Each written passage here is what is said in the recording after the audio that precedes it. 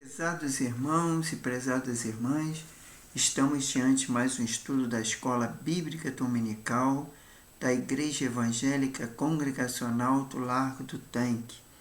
E hoje nós vamos estudar a lição 3, que tem como título A Unidade na Fé e na Santidade. Isso está lá em Efésios, capítulo 4 e capítulo 5. Antes de nós começarmos, nós vamos dirigir a Deus em oração, pedindo a sua bênção para este momento.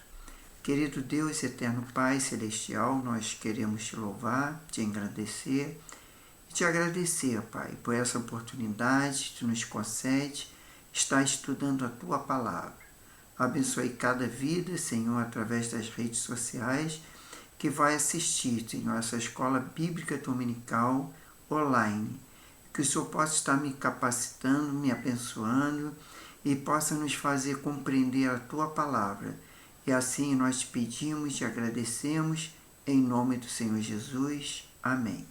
Então vamos dar início à lição 3, que fala sobre a unidade na fé e na santidade. Aí nós temos o texto bíblico básico, que está lá em Efésios 4, capítulo 4, versículo 1 ao 6, tá? E depois nós vamos ler o 22 ao 24. Então vamos lá. Capítulo 4, versículo 1. Rogo, pois, eu, o preso do Senhor, que andeis como digno da vocação com que foste chamados. No versículo 2. Com toda humildade e mansidão, com longanimidade, suportando uns aos outros em amor. Versículo 3. Procurando guardar a unidade do Espírito pelo vínculo da paz. Versículo 4. Há um só corpo, um só Espírito, como também foste chamado em uma só esperança a vossa vocação. Versículo 5. Um só Senhor, uma só fé, um só batismo. Versículo 6. Um só Deus e Pai de todos, a qual sobre todos e por todos em todos. Agora vamos pular para o versículo 22, que diz: Quantos aos tratos passados, foste expulseios do velho homem, que se corrompe pelas concupiscências do engano. E o versículo 23, e vos renoveis no espírito o vosso sentido. E versículo 24 e último, nós vos revistais do novo homem, que segundo Deus é criado em verdadeira justiça e santidade. Bom, agora no capítulo 4, vamos ler o capítulo 5, o versículo 1 ao 2, depois vamos ler de 8 ao 10. Bom, capítulo 5, versículo 1. Sede, pois, imitadores de Deus como filhos amados. Versículo 2. E andai em amor, como também Cristo vos amou, e entregou a si mesmo por nós, em oferta e sacrifício a Deus, em cheiro suave. Versículo 8. Porque noutro tempo eras treva, mas agora sois luz do Senhor. Andai como os filhos da luz. No versículo 9. Porque o fruto do Espírito está em toda bondade, justiça e verdade. E o versículo 10 e o último do capítulo 5, aprovando o que é agradável ao Senhor. Bom, nós temos o texto áureo, né? Que antes, seguindo a verdade em amor, cresçamos em tudo naquele que é a cabeça, Cristo. Está lá em Efésios 4, 15.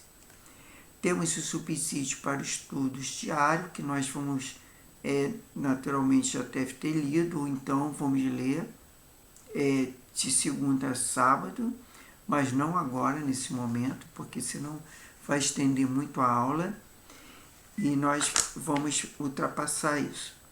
Agora, vamos lá para os objetivos da lição. Quais são os objetivos? Ao término do estudo bíblico, o aluno deverá ser capaz de reconhecer que, apesar das diferenças, a unidade da fé deve prevalecer entre os cristãos. E segundo, compreender que, embora o mundo viva em trevas, o salvo é chamado a andar como filho da luz. E terceiro e último, cultivar uma vida guiada pelo Espírito, de modo a agradar a Deus em tudo. Bom, agora vamos para o comentário, que é a palavra introdutória. Nesta lição, no caso do capítulo 4 e 5, descreva 3 quadros de contraposição que espelham a prática da fé. A unidade da Igreja, conforme Efésios 4, 1, 16, a renovação do homem interior, conforme Efésios 4, 17, 32, e a jornada de filho da luz, conforme Efésios 5, até o 21. Em cada parte, o apóstolo põe a lado comportamentos que ofendam a Deus, em virtude de o agrado, mostrando que a vida cristã é marcada por escolhas conscientes. Número 1. A unidade da Igreja. Ao entrar na parte prática da carta, Paulo exorta os Efésios a viverem de modo coerente com a vocação recebida. Esse andar digno é externado na humildade, na mansidão, no vínculo, perseverando pelo Espírito e de graça que concede dons diversos para o crescimento harmonioso da Igreja. 1.1. A vocação que se expressa em virtude cristã. Paulo, ao se apresentar como preso do Senhor, conforme Efésios 4:1, recorda que a vocação cristã, ou chamado, exige uma conduta coerente, perpassada por qualidades essenciais a vivências comunitárias. Essas disposições são marcadas inegociáveis de quem pertence ao corpo de Cristo. No versículo 2, o apóstolo explicita que esse chamado, por meio de quadro, característica que revelam na prática a identidade de Cristo e garante a harmonia do corpo. Bom, temos 4 chamados por meio de 4 características. Então vamos lá, as 4 características. Primeiro, humildade.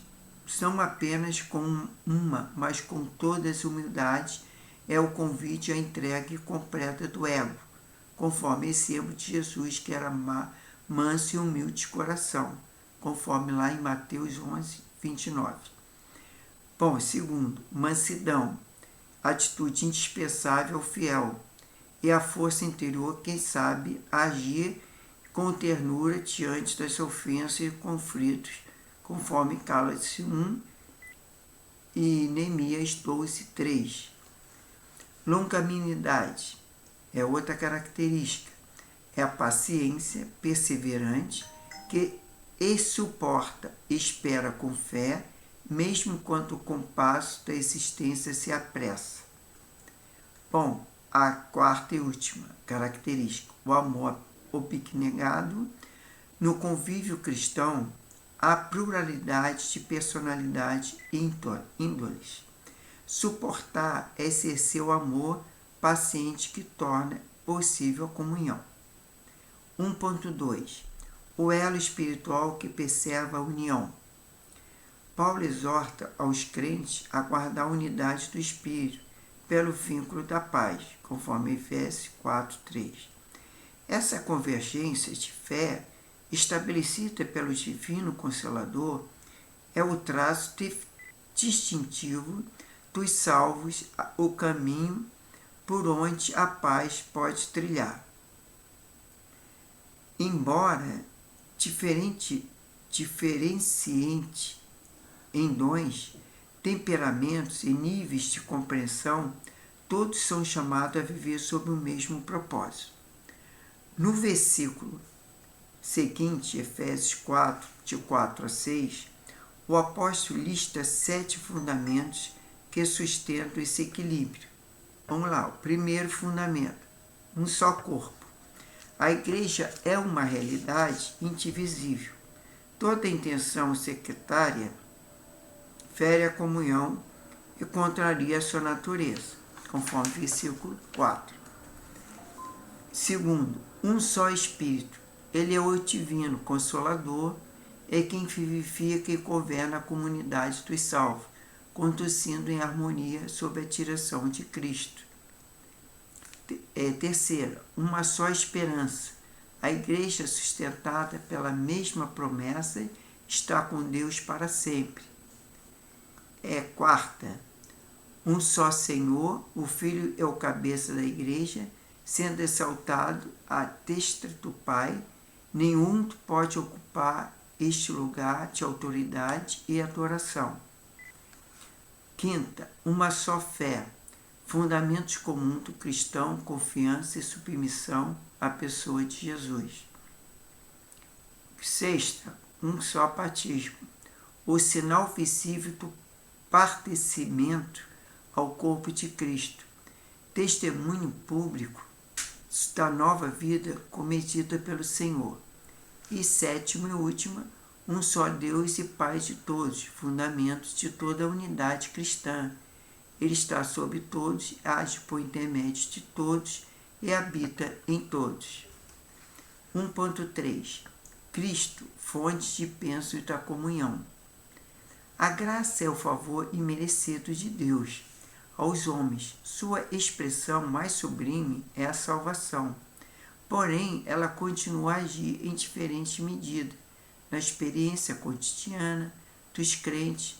Essa variação não decorre da preferência divina, mas da disposição de cada um em buscar e cooperar com a ação do Espírito. Por isso, Paulo afirma, entre aspas, mas a graça foi dada a cada um de nós segundo a medida do dom de Cristo. Fecha aspas. Isso está lá em Efésios 4:7. 1.3.1 A descida de Jesus ao Hades. Paulo recorda que Cristo desceu às partes mais baixas da terra. A expressão associada por parte da tradição dos Hades, o lugar dos mortos. A referência inspirada no Salmo 68:18 anuncia a vitória do Senhor sobre as forças do mal. Aquele que desceu também subiu ao céu, triunfando sobre o pecado e a morte e o diabo, e como conquistador concedeu o dom ao seu povo. Sua descida aponta para o sacrifício de sua ascensão, para o triunfo, e a partir desta vitória ele reparte os dons à igreja. 1.3.2 Os dons ministeriais. O apóstolo dos gentios revela que Jesus, ao ascender aos céus, concedeu à igreja diferentes dons e ministério. Entre eles estão o apóstolo, profetas, evangelistas, pastores e mestres, cuja função é aperfeiçoar os santos para o desempenho do serviço do reino. Cada manifestação dessa graça, embora distinta, tem um propósito comum: promover a unidade e a fé e o conhecimento do Filho de Deus, conduzindo os fiéis à maturidade. Assim, esses dons espirituais não devem suscitar competição, mas cooperação, edificando o corpo até que todos alcancem a plena estatura de Cristo. 1.3.3 A igreja como corpo bem ajustado. Paulo compara a comunidade dos salvos com um corpo vivo, em que cada membro cumpre sua função, de modo harmonioso. Quando todos atuam segundo a justa operação, esse organismo cresce e edifica em amor. Fora deste vínculo não há desenvolvimento pleno, pois a vitalidade da fé se articula na unidade do povo de Deus. Número 2. A renovação do homem interior. A vida cristã é um processo contínuo de transformação. Em Jesus, o velho homem é desposado e um novo modo de habitar no mundo se inaugura, caracterizado pela restauração da mente e pela prática da santidade. Paulo apresenta esse movimento em 3 etapas. Abandonar o passado corrompido, permitir que o Espírito regenere o íntimo e revestir-se do caráter de Cristo. 2.1 O desposamento do velho homem. Antes da salvação, o ser humano estava espiritualmente morto, dominado pelo pecado alheio e a vontade do Senhor. Paulo retorna esse entendimento para exortar os crentes a abandonar a antiga maneira de viver, marcada pela vaidade dos pensamentos, pela ignorância e pela insensibilidade moral. O velho homem representa essa conduta corrompida, que precisa ser regenerada, a fim de que o entendimento seja redesenhado e guiado pela luz de Cristo. 2.2 A mente renovada pelo Espírito. Paulo lembra aos Efésios que o encontro com o Salvador muda radicalmente o modo de viver. A fé cristã não se limita ao conhecimento, mas implica no aprendizagem existencial, ser moldado pelo próprio Cristo. Por isso o apóstolo os exorta a abandonar o velho homem e permitir que o divino Consolador revigore o seu modo de pensar. Essa obra interior alcança o centro da consciência e da vontade, produzindo discernimento e nova sensibilidade espiritual. Uma mente transformada é o alicerce para o revestimento do novo homem, criado em verdadeira justiça e santidade. Agora, 2.3 O revestimento do novo homem. O refaceamento da consciência produz naturalmente um outro comportamento. O novo homem criado segundo Deus manifesta ao mundo uma existência completamente reconstituída. Revestir-se do Filho significa abandonar as atitudes que entristeceram o espírito, como a ira, a malícia, a amargura, e cultivar um coração benigno, misericordioso e perdoador. A nova vida não é apenas a ausência do pecado, mas presença ativa da graça. Se reflete a imagem de Cristo no convívio com o próximo. Número 3 agora. A jornada dos filhos da luz. Paulo conclui suas exortações destacando-se que a fé se anuncia no modo de viver. Como filhos, os crentes são chamados a imitar o Pai, refletindo o amor do unigênito, rejeitando as obras das trevas e agindo com discernimento e sabedoria, sob a direção do Espírito Santo. 3.1 O exemplo do Pai e do Filho. Ser imitador de Deus significa refletir a natureza de Jesus em compaixão, pureza e gratidão. Por isso, Paulo adverte que a prática como imoralidade, impureza e cobiça não conduz com a nova vida em Cristo e não deve sequer ser nomeada entre os santos. Em contrapartida, o salvo é chamado a proferir ações de graças, vivendo de modo digno no reino, pois quem persiste nas obras da impiedade revela que ainda não compreendeu o Evangelho. O contraste entre luz e trevas. Paulo contrasta a escuridão moral do homem sem Deus com a iluminação promovida pelo Espírito. Primeiro, alerta os Efésios contra o engano das falsas palavras. Em seguida, conclama aos seres filhos da luz discernindo e refletindo o que agrada ao Senhor. 3.2.1 Advertência contra o engano. O apóstolo orienta os irmãos na fé a não deixarem se seduzir por discurso vazio que minimiza o pecado. Alguns, sob a aparência de sabedoria, relativizam o comportamento de alguns. O comportamento imoral, aliás. Mas o apóstolo lembra que tais práticas atraem o juízo divino com as trevas. Ao contrário, deve manter fiel à verdade do Evangelho. Agora vamos lá, 3.2.2 Chamado para andar à luz. outrora envolvido nas trevas, agora os salvos são chamados filhos de luz. O Filho está à luz. Expressão que define aquele cujo caráter reflete Cristo, este discernem e que agrada ao Senhor e rejeita o que ofende. O crente não pode ser cúmplice das obras do mal, mas deve expô-la por meio de uma conduta íntegra. Pode a verdade eterna iluminar tudo que é puro e reto. 3.3 O fruto da luz é a sabedoria espiritual. Assim como em Gálatas 5:22, Paulo descreve o fruto do Espírito, em Éfesos 5:9, ele apresenta o fruto da luz, manifesta em 3 virtudes: bondade, justiça e verdade, que revelam a presença de Jesus no coração do salvo. Andar nessa dimensão implica deixar e conduzir por esses valores e rejeitar toda forma de escuridade ética e moral. O apóstolo também congrama os crentes a despertarem da apatia. Desperta, ó tu que dormes, e levanta dentre os mortos, e Cristo te esclarecerá.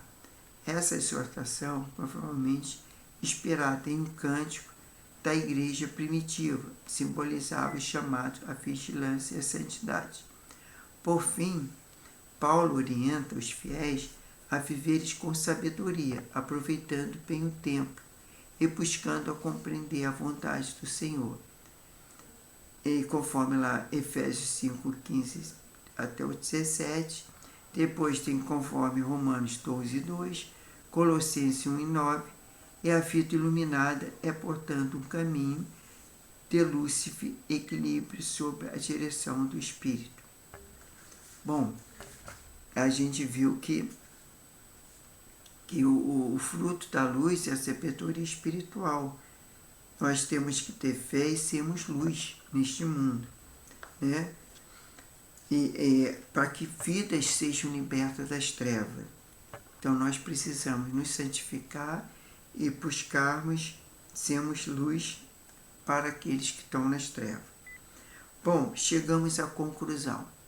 A conclusão fala que depois das longas listas de advertências negativas e positivas, o apóstolo encerra essa sessão de forma apoeótica, usando um paralelismo antitético, e que numa verdade superior contrata com outro inferior. Paulo programa uma das mais belas exortações do Novo Testamento. Não vos embriagueis com vinho, mas enchei do Espírito. Grifo do autor. Seu propósito é conduzir os efésios à prática de uma adoração consciente e relacional.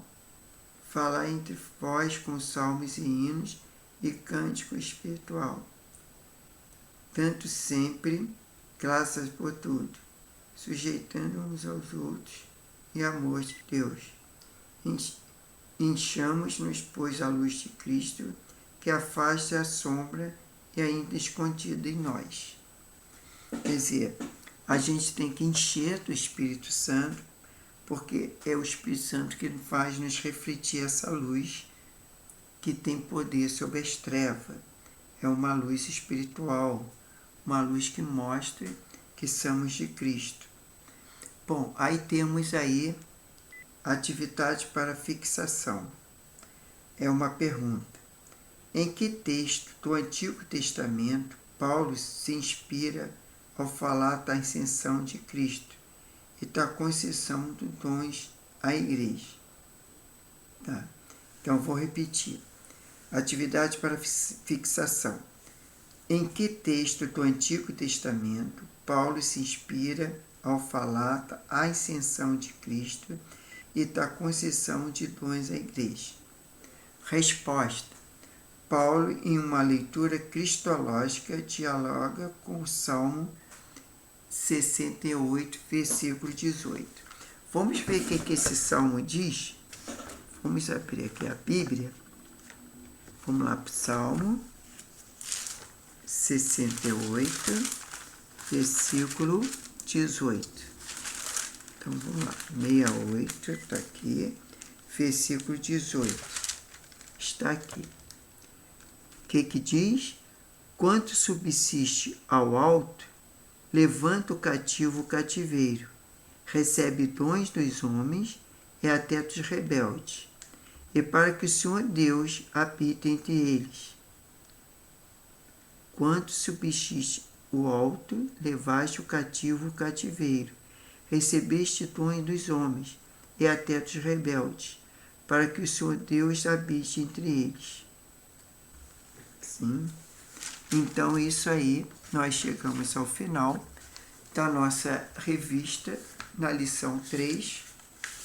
E aí, nossa semana que vem, já vamos ler a lição, estudar, melhor dizendo, a lição 4, que fala sobre a unidade social e a batalha espiritual. Aí já pego o capítulo 5 e 6 do livro de Efésios. Então, vamos orar a Deus, agradecendo por mais essa aula e pedindo a sua bênção para as nossas vidas. Querido Deus, eterno Pai Celestial, Tu és digno de todo louvor, toda honra, toda glória, toda adoração, porque o Senhor nosso Deus, nosso Senhor, nosso Salvador, e outro bem nós não possuímos, somente a Ti. Eu quero agradecer por essa lição, quero agradecer pela oportunidade de eu estar falando aqui, ensinando, Senhor, através da Tua palavra. Que o Senhor possa nos abençoar, nos guardar e fazer-nos compreender a Tua palavra. Dê um dia de paz, tranquilidade, segurança e proteção. Livra-te de qualquer acidente, livra-te de assalto, protege-nos, guarda, livra-te de qualquer enfermidade, que toda enfermidade que possa alguém possuir seja repreendido em nome do Senhor Jesus, Pai, e que o Senhor possa ter uma semana abençoada, uma semana frutífera, uma semana de paz, de harmonia, uma semana no qual sejam alcançados nossos familiares, nossos parentes, em Cristo Jesus, Pai. Seja com eles e abençoe, e que possamos ser luz, Senhor, para aqueles que estão nas trevas. Faça isso para a Tua glória, Pai. É que nós pedimos em nome do Senhor Jesus e já te agradecemos. Aleluia. Então, irmãos, fiquem na paz. Shalom Adonai. Até a próxima semana, onde estaremos estudando a lição 4. Fiquem com Deus e um ótimo domingo e uma ótima semana.